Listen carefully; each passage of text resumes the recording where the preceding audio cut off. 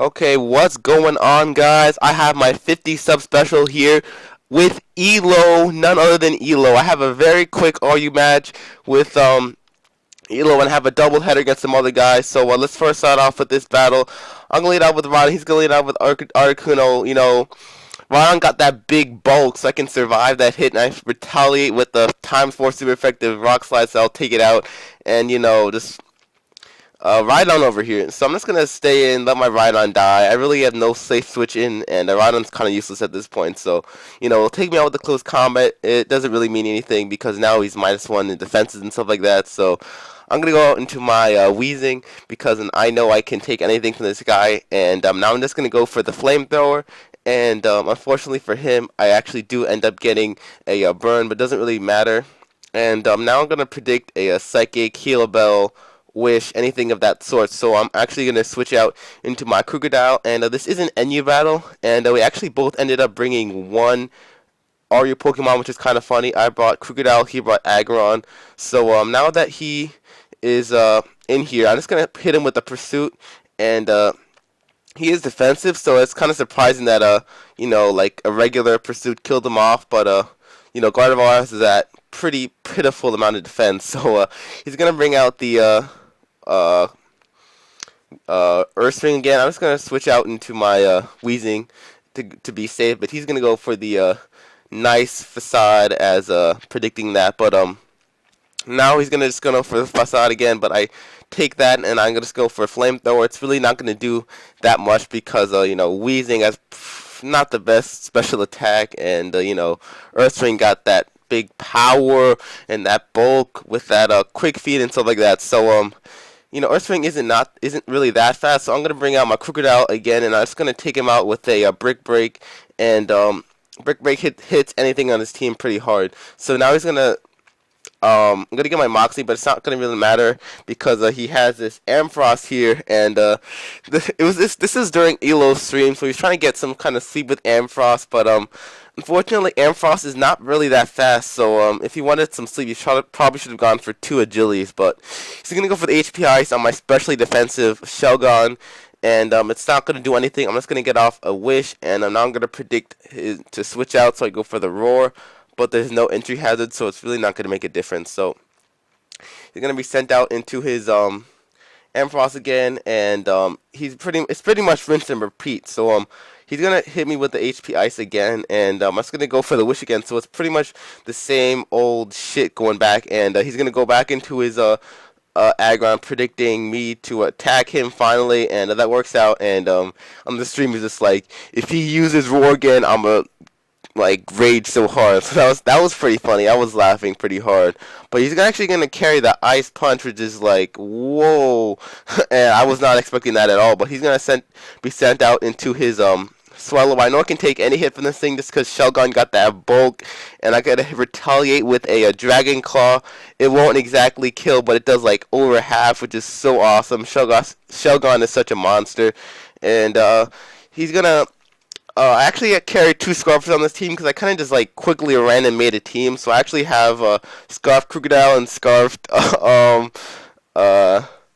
Magmortar. So this scarfing everything up in here. So I'm gonna go for the Fire Blast. It misses, and he's gonna go for the Focus Blast and hit. And the thing about Elo is he always misses High Jump Kick, but he always hits Focus Blast and Hydro Pump. So that's kind of funny. In his videos, he always seems to usually hit Focus Blast, which is kind of funny. But anyway, I don't really care that he missed the Fire Blast. He obviously I obviously have the upper hand because I brought a Crocodile and he brought an Aggron. Obviously, Crocodile beats that thing head on. So now he's gonna get off a Agility, I think he did. But now I'm gonna bring out my Crocodile, and everything is just gonna die to an Earthquake at this point. So that is gonna be a good game. Elo, I wish we could get a better, closer match. More prediction and shit. But battling Elo for my 50 sub special is more than I could ever want. So it's going to be the quick battle, but I am going to have a double header because I want to keep you guys entertained, and I don't feel like this battle was the closest battle. But good game, Elo. It was a real pleasure to battle you, and hopefully I can battle you in the future. I'm not quite sure, but thanks for playing. And now we're going to transition into a second battle that I had against this guy named Tommy123, I believe.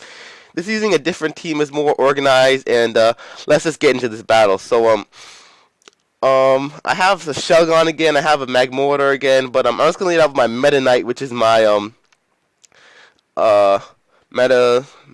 I forgot this Metang, I think. And a funny story to this battle.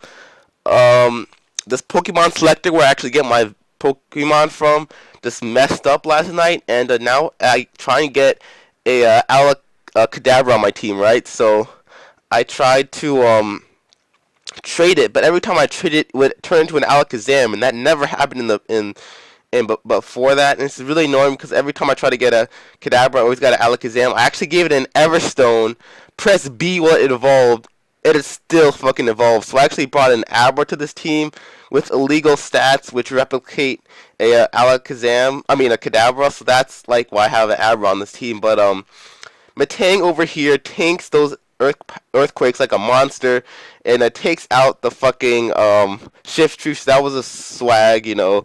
Metang just killing shit like there ain't no tomorrow, and he just thought that I was just gonna ruin the day, but I'm gonna bring out Lil Goonie, and Lil Goonie just raped his entire team because he did not have a good counter to this thing, and I'm actually a sub punching set with a Sucker Punch. That's, you know, the fighting dark coverage, you know, that's pretty awesome. But he's gonna predict my obvious Sucker Punch.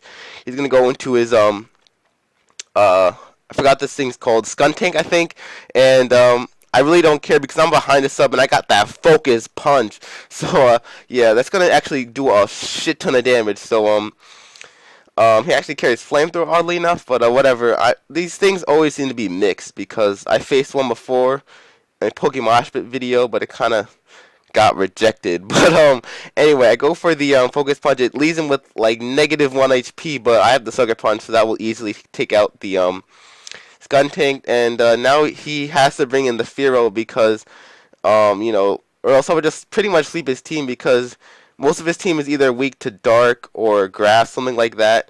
So he's gonna switch into his Fearow. The obvious U-turn is obvious, so I'm gonna bring out my body paint to resist it, and hopefully get some flame body hacks. But no, I always get flame body hacks. I swear to God, like it's so annoying. But I just never get on other people. It's so annoying. But he's gonna bring out the Lunatone.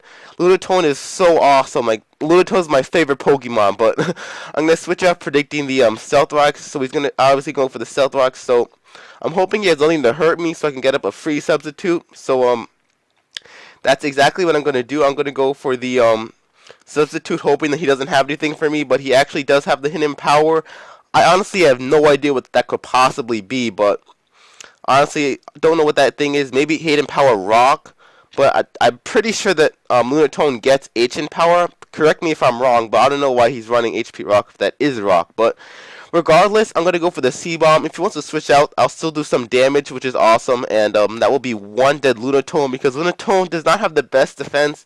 So that kind of does suck because I want to use a Calm Mind Baton Pass set, but it kind of has terrible defense. But he's going to bring out the Banette. I'm thinking it's going to be a trick Scarf. So I'm going to go into my Shelgon. But he actually goes for the Lagging Tail. I was also predicting a Sucker Punch or something like that, so I'm just gonna go in this thing to be safe.